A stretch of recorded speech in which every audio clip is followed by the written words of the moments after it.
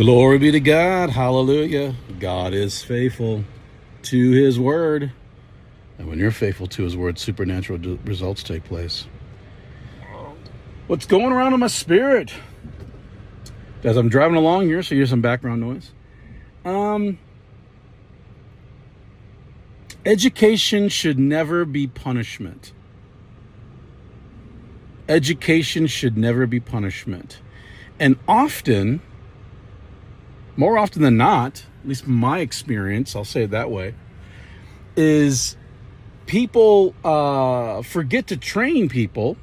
Parents forget to train their children to train and impart understanding, etiquette, propriety, and they skip all that training time, and the only education that the child gets is punishment.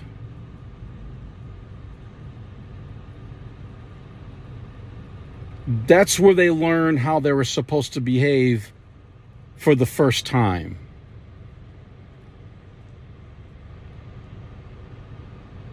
And that's a travesty to see, especially kids. And it's sad to see when parents have failed their children and those individuals accept Jesus and they get saved and they get part of a local church and they have zero etiquette and propriety and understanding. And then what happens? The pastorship, some of the elders, they discipline that adult who should have gotten it when he was a child but didn't. It's not his fault. And now they have to contend with a harsher dynamic of, you're an adult, you should know better. People will give you wisdom with reproach. God will not give you wisdom with reproach. You have to ask in faith, but he will not give you wisdom with reproach.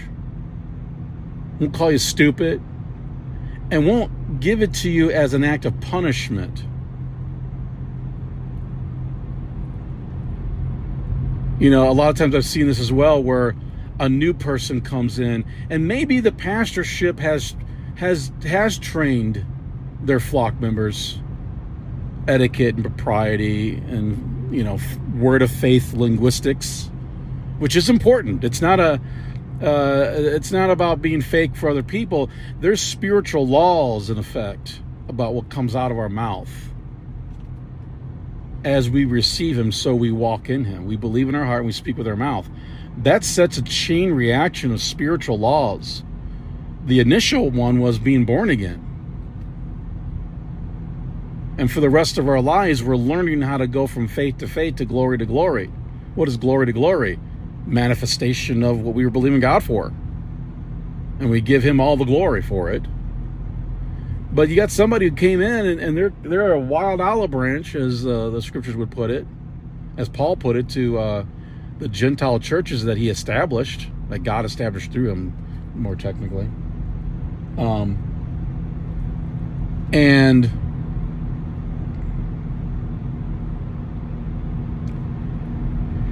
And you get this harsh rebuke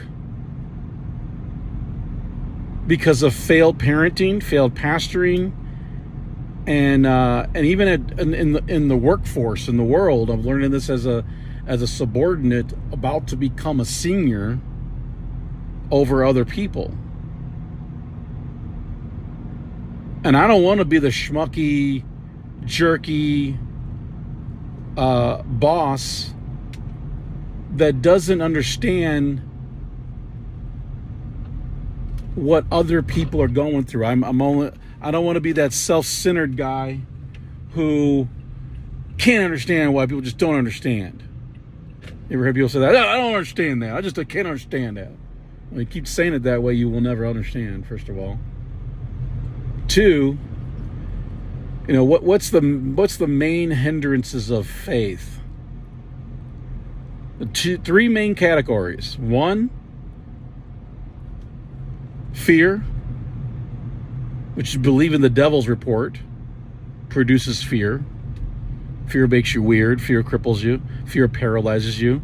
Fear makes you say things and do things, depending on your temperament. Fear will make you run from nothing. And fear will make you attack something that's not attacking you.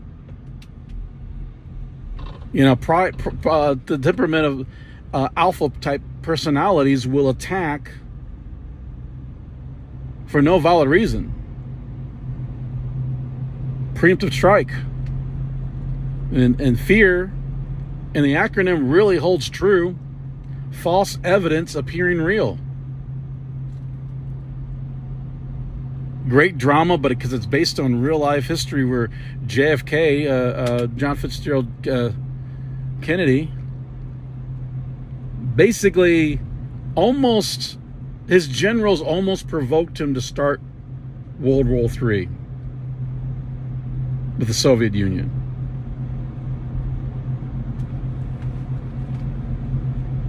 And because he kept his head cool,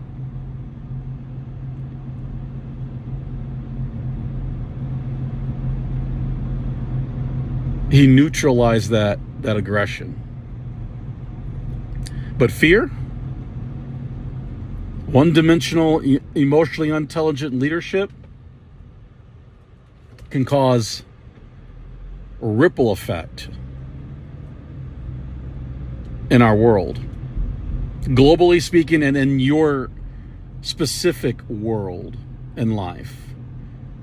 Because, once again, fear makes you weird. False evidence appearing true because of the lie of the devil that he engrafted into you, and you accept it foolishly. Quite often, a lot of thoughts come to me, and I'll go, is that true, Lord? Lord, is that true? Is that accurate? Am I judging this accurate? Is that thought accurate? And quite often, a lot of times, that's not my thought. That was a fiery dart that I didn't recognize as my own thoughts. Or, excuse me, I recognized as my own thought and didn't recognize it was the devil, through the demonic power of suggestion, to move me into fear. And a lot of those fiery darts have feelings attached to them.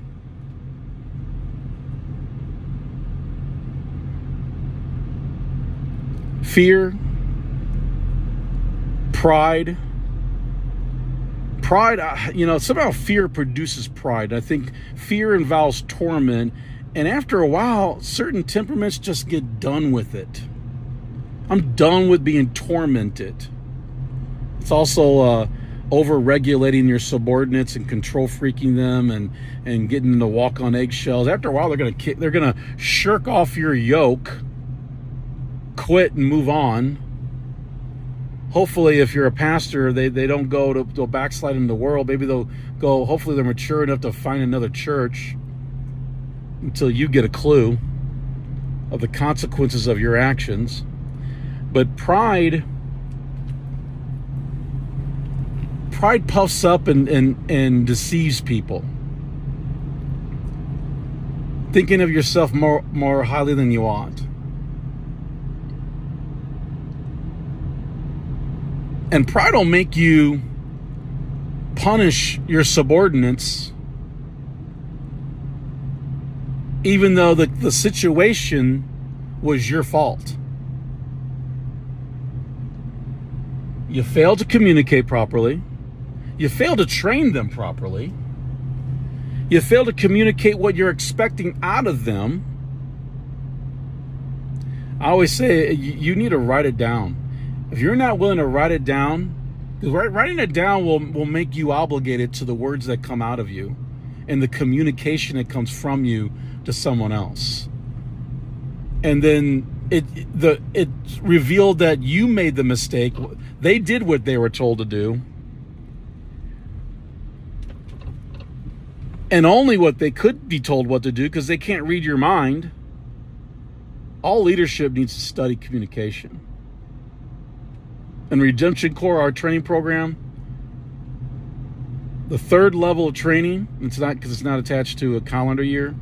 The third level of training is communications.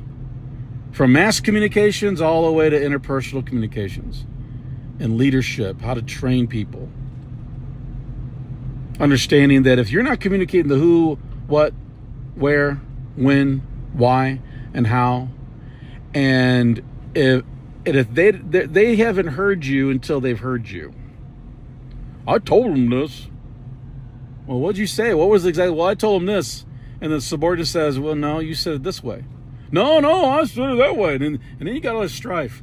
My first job right out of high school, my Christian high school, I actually went and did maintenance at the church that the high school was founded by.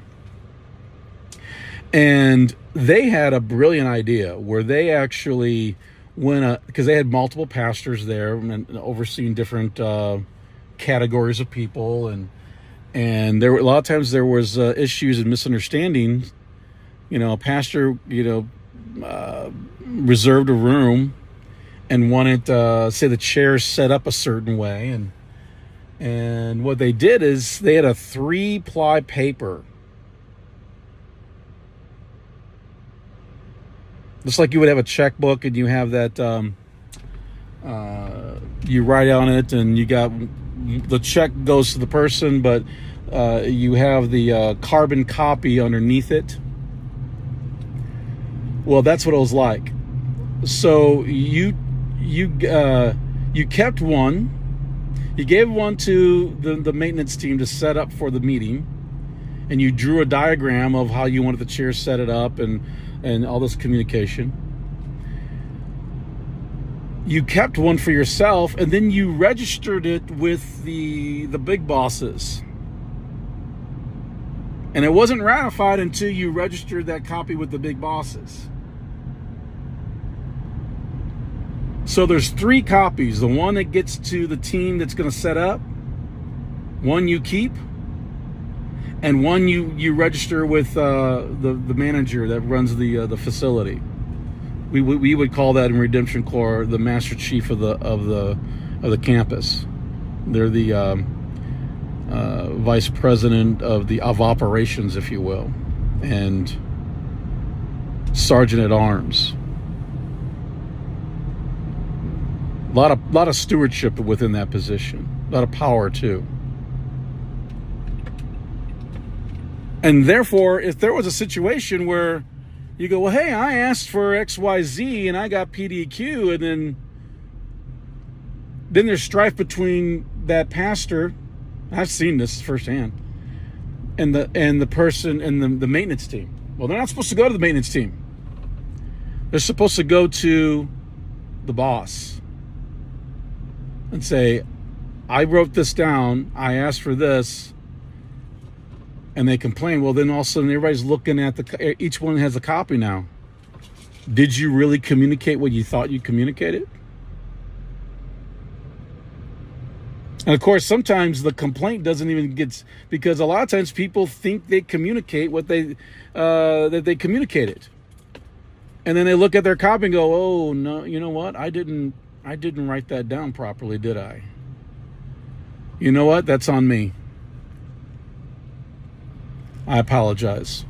That's on me. I didn't communicate right.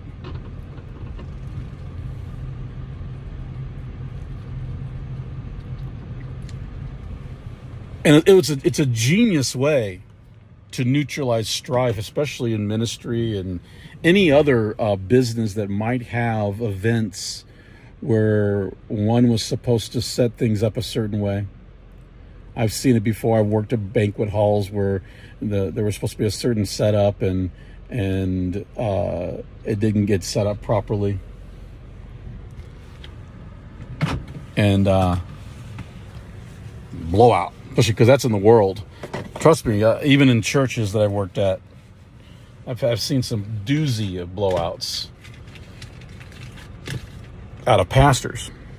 And they were the wrong one. Why? Arrogance, pride. So, education shouldn't be punishment. Disobedience should be met with correction. And after, according to the Bible, after to corrections, if it's not submitted to, then they should be treated as an unbeliever. And that doesn't mean judgment, but there is a level of punishment there. But, I don't impart stewardship and authority to strangers. I won't promote strangers.